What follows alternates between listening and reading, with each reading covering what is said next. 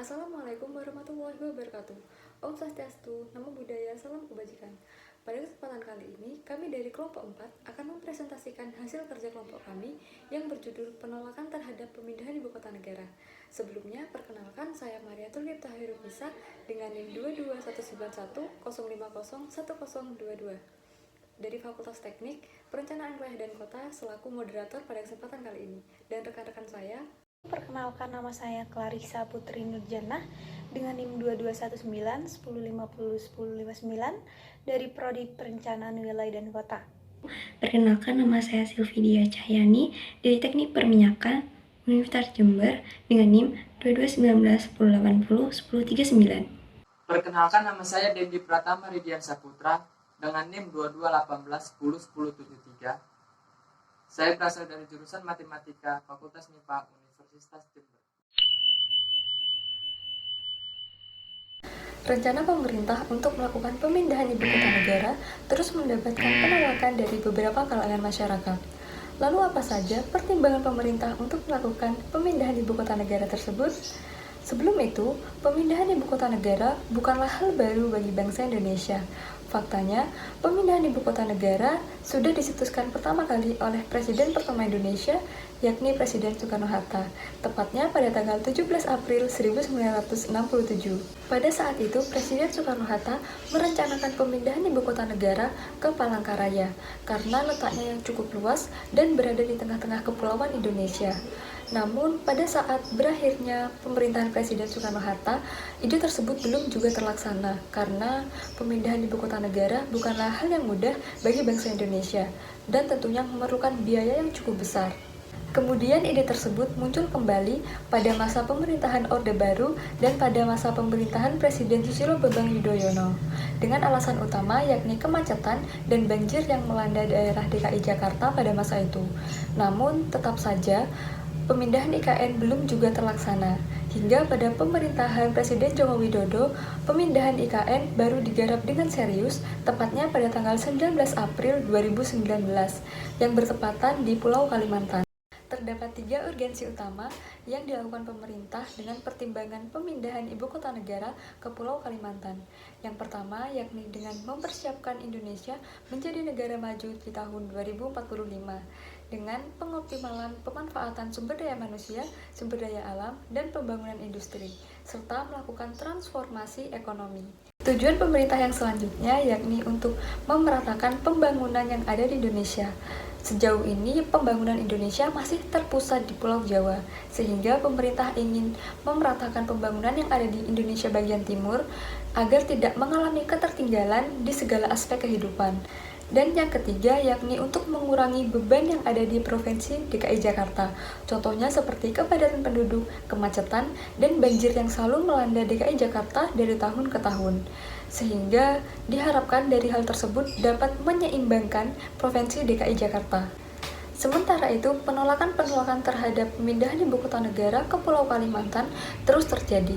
Contohnya seperti yang diungkapkan oleh inisiator petisi, yakni dengan alasan perekonomian masyarakat di Indonesia masih belum stabil akibat dari pandemi COVID-19 yang terjadi pada tahun 2019 hingga tahun 2022.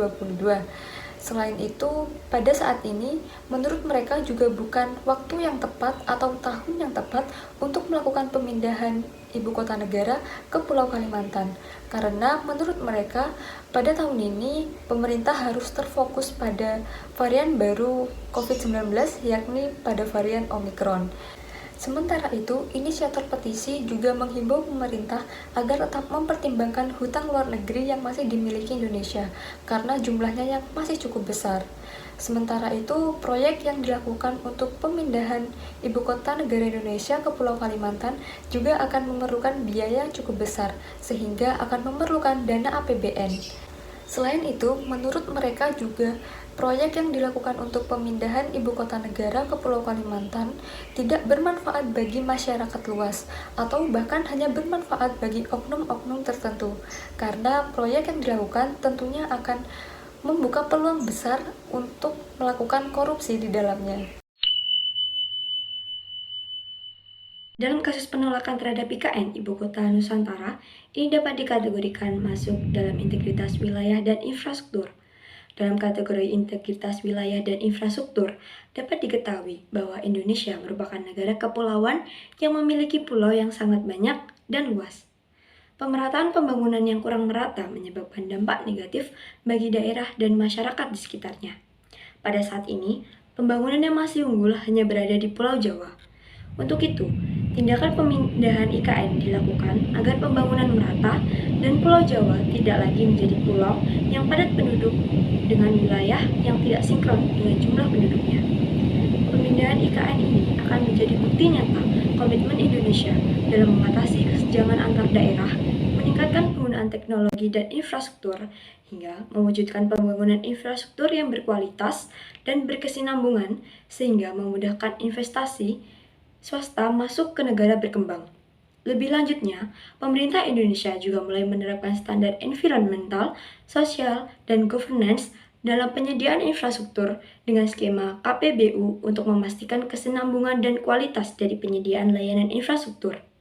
Isu lingkungan, ketahanan bencana, dan pelibatan publik dalam pengembangan IKN akan menjadi hal pokok yang dikawal dalam penerapan standar ESG.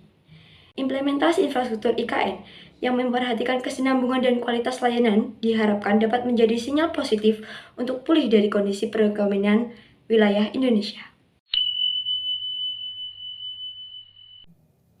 Indonesia merupakan negara kepulauan yang memiliki keanekaragaman, baik itu dilihat dari segi ras, bahasa, suku, bangsa, serta adat istiadat. Kondisi faktual ini merupakan kekayaan bangsa yang dimana membedakan Indonesia dengan negara-negara lainnya yang tetap harus dipelihara. Tetapi keanekaragaman ini juga dapat menimbulkan adanya konflik yang dimana jika tidak dikelola dengan baik maka akan mengancam persatuan, kesatuan, serta keutuhan bangsa Indonesia. Seperti halnya gerakan separatisme yang dimana ingin memisahkan diri dari Negara Kesatuan Republik Indonesia. Ini akibat dari ketidakpuasan serta perbedaan kepentingan yang akhirnya mengakibatkan munculnya disintegrasi bangsa. Disintegrasi sendiri memiliki pengertian yaitu perpecahan suatu bangsa menjadi bagian-bagian yang terpisah-pisah. Seperti halnya yang terjadi pada pemindahan ibu kota baru ke Kalimantan Timur. Jika benar terjadi pemindahan ibu kota ke Kalimantan Timur, maka di Kalimantan Timur sendiri akan terjadi masuknya penduduk baru dari berbagai daerah serta kebudayaan-kebudayaan yang akan masuk ke daerah Kalimantan Timur. Pada akhirnya, Kalimantan Timur akan mengalami modernisasi. Tentunya pada hal ini membuat para warga yang ada di Kalimantan Timur mengemukakan penolakan. Di Kalimantan Timur sendiri terdapat pulau besar yaitu Pulau Borneo, yang dimana Pulau Borneo ini merupakan jantung peradaban suku Dayak. Suku Dayak ini memiliki banyak catatan interaksi dengan berbagai suku serta ras sejak berabad-abad yang lalu. Penolakan yang dikemukakan oleh warga Kalimantan Timur ini merupakan rasa takut akan terancamnya kebudayaan asli yang ada di Kalimantan Timur. Masalah tersebut tidak dapat disepelekan karena ini akan mengakibatkan adanya disintegrasi. Jika tidak terdapat solusi dari ini, maka mereka akan terus mengemukakan penolakan, yang mana ini pada akhirnya akan menjadi sebuah ancaman perpecahan bangsa. Seperti yang saya tadi sudah katakan bahwa disintegrasi merupakan suatu keadaan di mana tidak bersatu padunya keutuhan atau persatuan hilang dan dapat menyebabkan terjadinya perpecahan. Terdapat beberapa faktor penyebab munculnya disintegrasi. Yang pertama yaitu memudarnya rasa kepercayaan rakyat pada pemimpin dan pengelola negara. Faktor yang kedua yaitu setiap tindakan yang dilakukan oleh masyarakat sudah tidak berdasarkan Pancasila serta Undang-Undang Dasar 1945 sebagai dasar negara. Faktor yang ketiga yaitu terciptanya sebuah politik yang sudah tidak sehat atau tidak kondusif yang pada akhirnya dapat memecah belah masyarakat. Yang keempat yaitu meningkatnya sikap apatis serta egois dari masyarakat. Serta yang kelima yaitu tidak meratanya pendidikan, pembangunan, serta bidang lainnya di beberapa wilayah tertentu.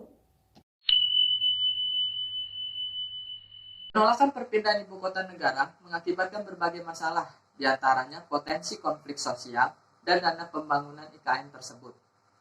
Potensi-potensi ini disebabkan perubahan yang mendadak dan cepat, sehingga tidak ada ruang bagi masyarakat untuk beradaptasi dan bersosialisasi. Upaya pencegahan potensi konflik sosial yang telah dilakukan pemerintah, diantaranya adalah pelaksanaan forum-forum kebangsaan, mediasi, serta penegakan hukum yang adil. Pemerintah juga dapat memfasilitasi kebutuhan masyarakat sebagai langkah afirmatif. Selain konflik sosial, dana yang dibutuhkan untuk pembangunan juga sangat besar, yaitu mencapai 500 triliun rupiah.